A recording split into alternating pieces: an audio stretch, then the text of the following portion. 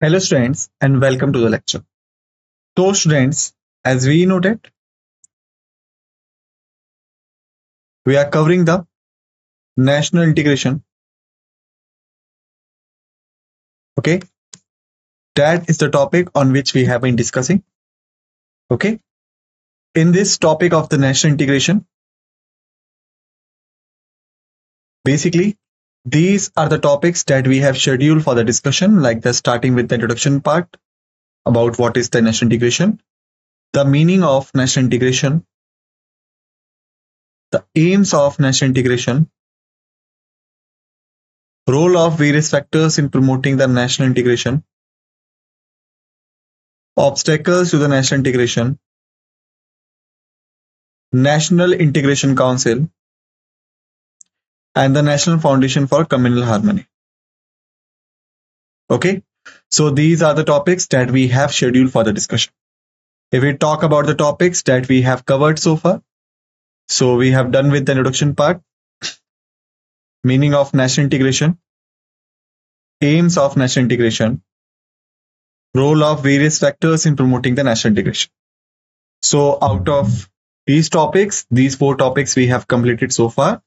The remaining topics that we are left with, these are the obstacles to the national integration, the National Integration Council, and the National Foundation for Communal Harmony. Okay, so this is the picture that we have created so far altogether.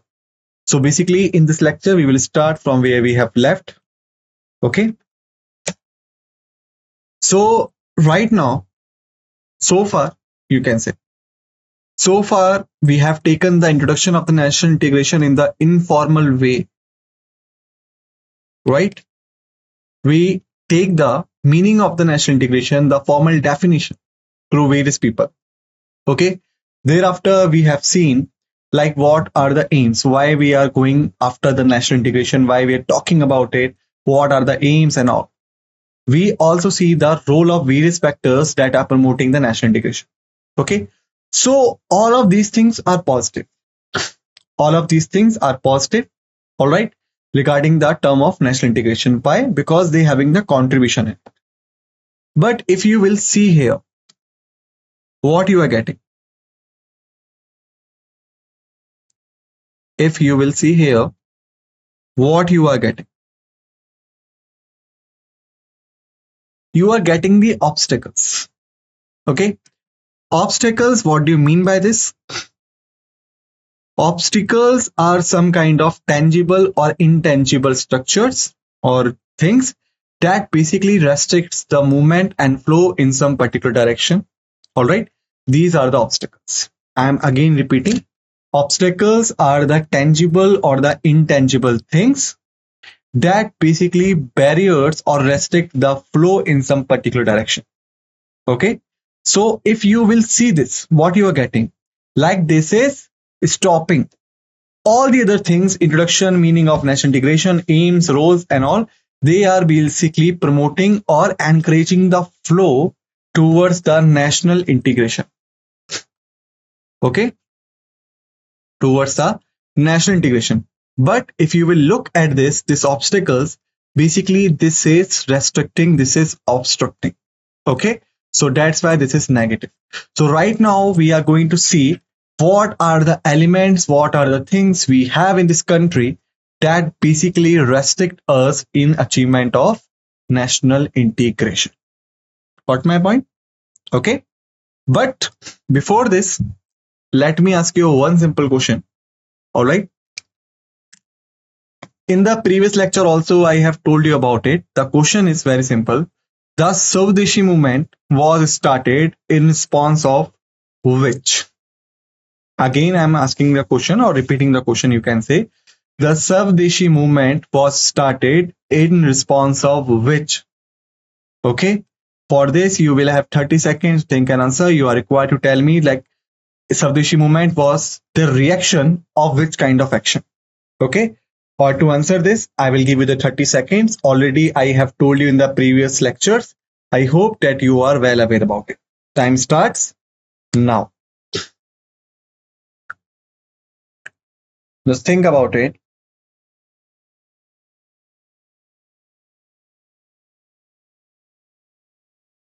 10 seconds have been passed. Last 20s are remaining.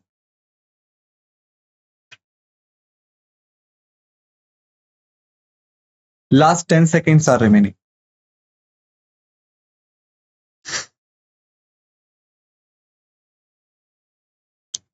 Okay, the time's up. So basically, the Swadeshi movement was started in response of the Bengal partition that was happened in 1905. As we have discussed, in 1905, Lord Curzon was the Viceroy of India. He divided the state of Bengal into two separate states. One is West Bengal, second one was East Bengal. The West Bengal had the Hindu majority, while the East Bengal had the Muslim majority. Lord Curzon gave the reason that basically we divided the Bengal so that we could make it possibly administrative state.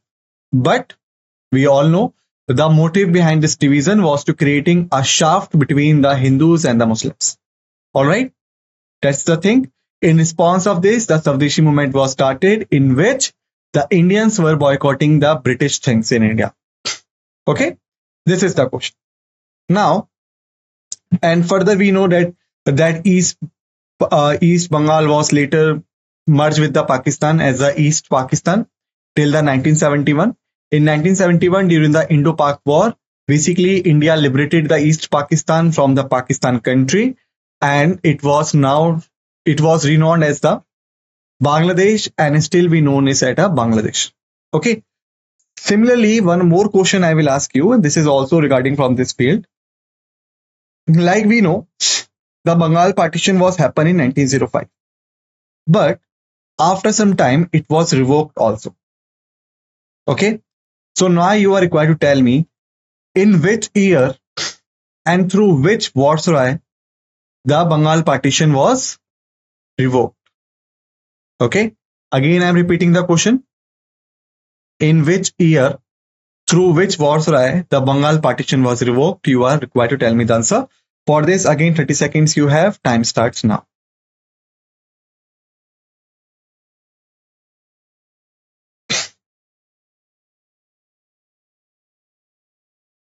Ten seconds have been passed off. Last 20s are remaining.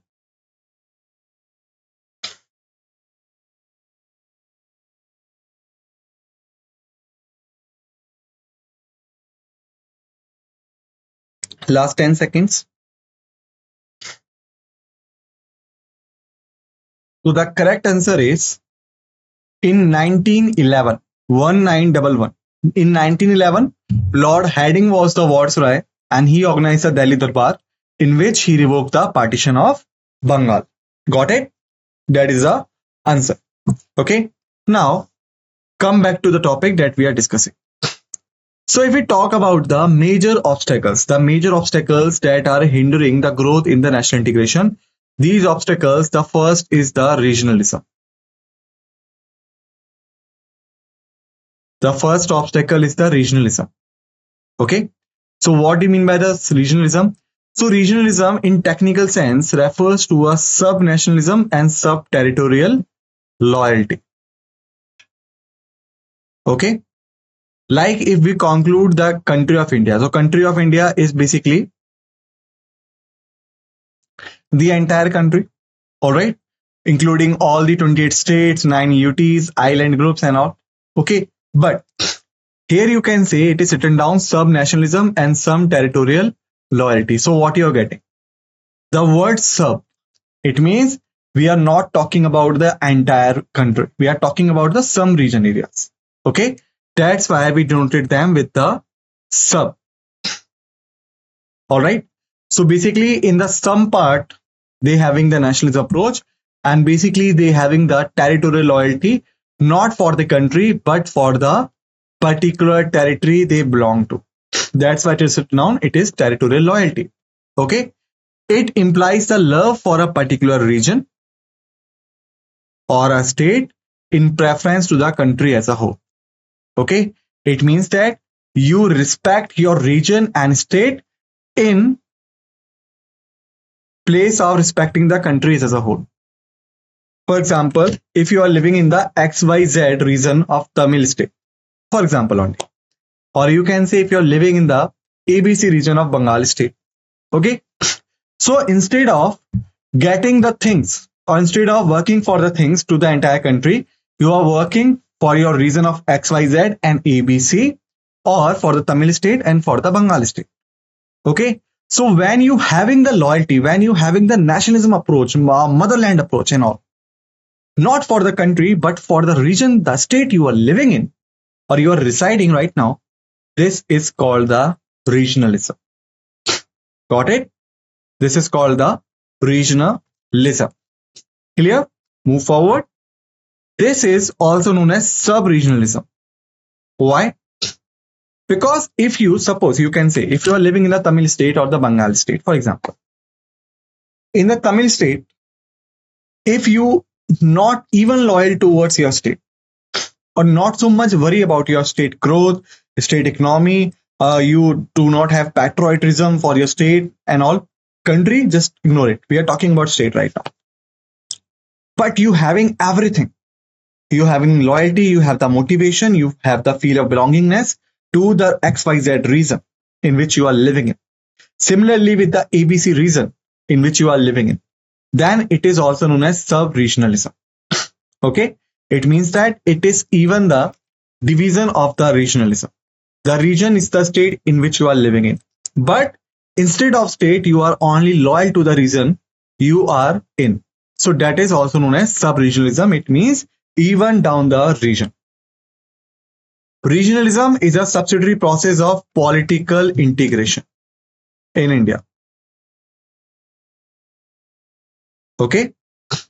It is a manifestation of those residual elements which do not find the expression in the national polity and national culture. Okay. Why? Because you are not worried about like what is happening at the national level. Is the national economy growing? Is the per capita income growing? Is the people who living in the other parts of the nation, they are growing, they are improving themselves, their lifestyle is improving and not as a country's improvement? You are not worried about that. What you are worried the most is your region grow. Is the people of your region that were below the poverty line, are they growing? Economy of region is growing. Income of your region is growing. You are only worried about it. So the national polity you have nothing to do with. What you have to do, you have to worry about your own state, or not even the state, the region you belong to. Okay. Thereafter, the national culture. You are not so much worried and preserving for the culture at the national level. What we are doing at the national level, you are not so worried about it. What you are worried about the most? The culture followed at your area. The culture you have at your place. Okay. So that also shows the national culture. So you can say manifestation of those residual elements which have no expression in the national polity and national culture. Okay, because you have no loyalty, no love, and even you can say you have nothing to do with that. And being excluded from the centrality of the new polity, okay, express themselves in the political discontent and political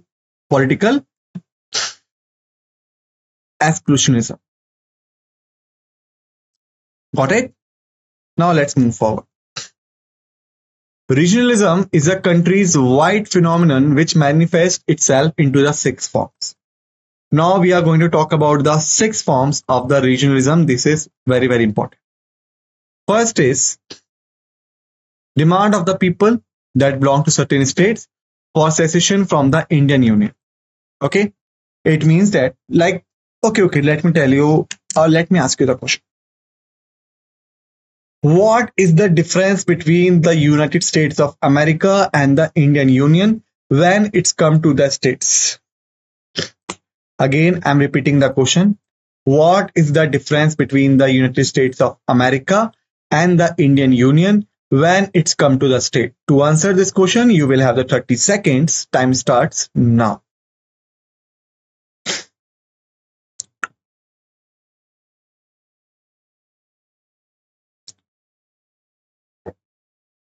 Ten seconds have been passed off. Last 20 are remaining.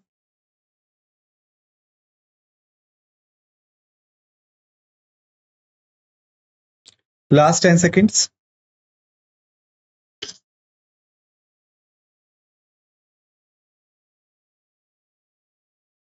Time's up.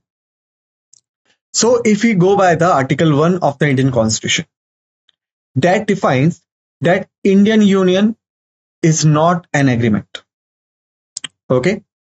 So no state having the right to secede itself from the Indian Union. It means that if any state wants to separate itself from the Indian country, then the states could not do it. Why?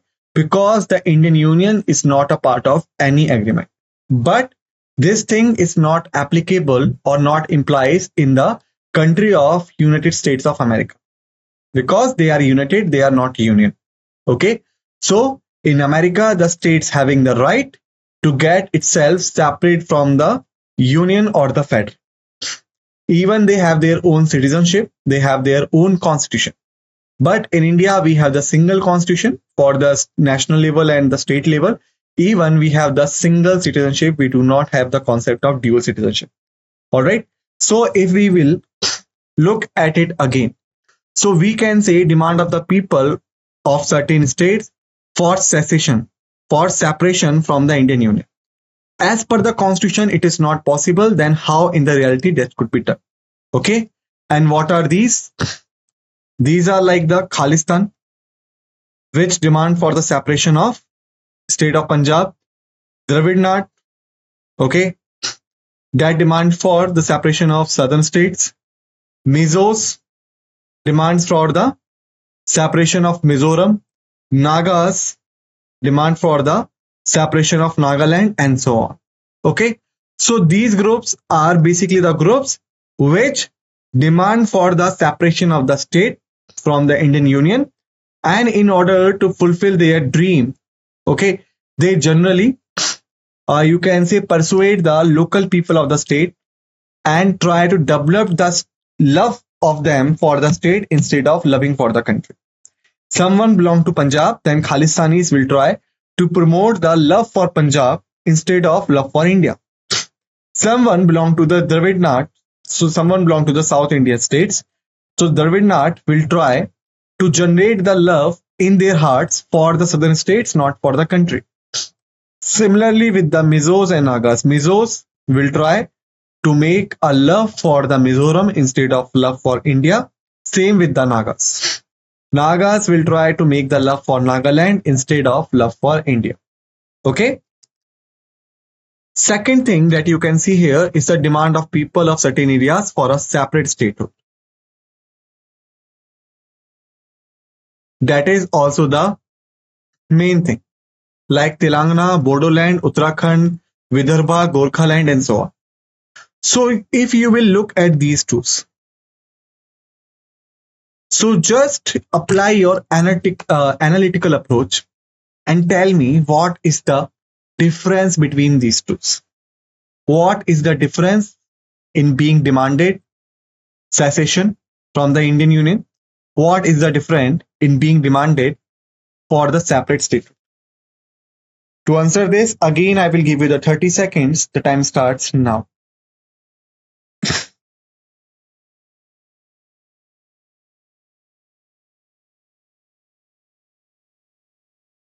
Ten seconds have been passed off. Last 20s are remaining.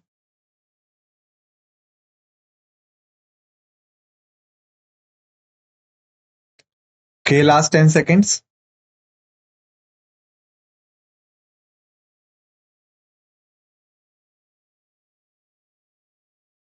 Okay, the time's up.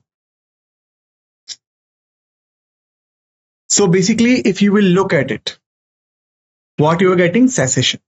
It means that they are demanding to get separate themselves from the Indian Union. Okay, it means they want to form their own country. But if you will look at here, you will find that basically these are demanded for the separate statehood within the country.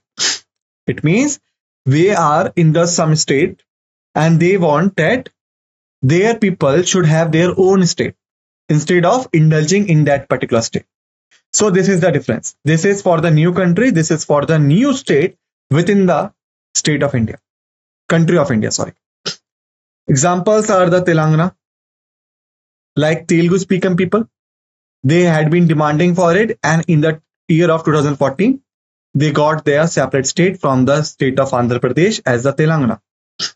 Bodoland, they are living in the states of Assam and all. Okay. And these are the people who do not speak the Assamese. These are the people who speak the Bodo language. So they want their own state at the Bodoland. Uttarakhand. Uttarakhand was used to be the part of the state of, you can say, Uttar Pradesh, okay, till 2000, year of 2000. These people were basically speaking the Kumaon and the Gadwali language, and they wanted a separation from the Hindi-speaking state of Uttar Pradesh. Vidarbha for south states, Gorkhaland in northeast and all. Okay, so basically there are many people who demanding for the separate statehood, and because they are not getting what they are demanding, that's why they always try to provoke the people who belong to their language group, their ethnicity, their culture, to get themselves separate from others. Okay. However, most of you will counter, like, sir, they are not demanding to get separate from the country, like these one. So why we are counting them as the obstacles? Why? Because these are not demanding for the separate state. I agree with you. These are not demanding for it. But what they are demanding and what they are doing, they are provoking their people that they are having the separate identity. The other people they are living beside, those people have no much to do with them. So basically, if you will look at the national integration, what was our aim? That we must develop a sense of brotherhood, tolerance and peace, social stability and all.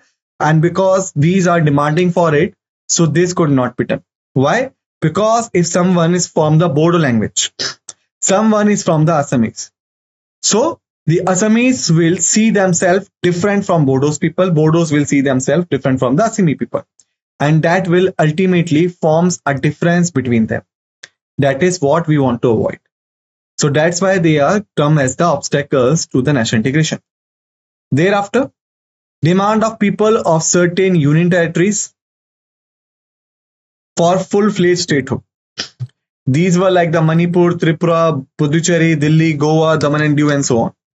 Manipur is state right now. Tripura is also the state. Puducherry is the UT. Delhi is the UT. Goa is the state. Daman and Diu still the UT. Okay. So basically the union territories, people of these are showing the love for their territorial area, for the loyalty to their territorial area, instead of showing the loyalty towards the nation. Okay. So that's why they are also counted as a obstacle. Interstate boundary disputes. Okay. It means that basically the states having the boundaries. Uttar Pradesh touched the boundaries of Haryana, the Madhya Pradesh, Bihar. Okay. Even the UT of Delhi, Uttarakhand. All right. So basically these boundaries, when they were created, so many of the states having the disputes.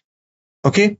Like someone is claiming, you can say the state A is claiming the certain area of state B. State B is saying no, the area belongs to the state of B, but state A is saying the area belongs to the state of A. For example, if we talk about Chandigarh, Chandigarh is also the union territory and it is the capital of two states, the state of Punjab and the Haryana.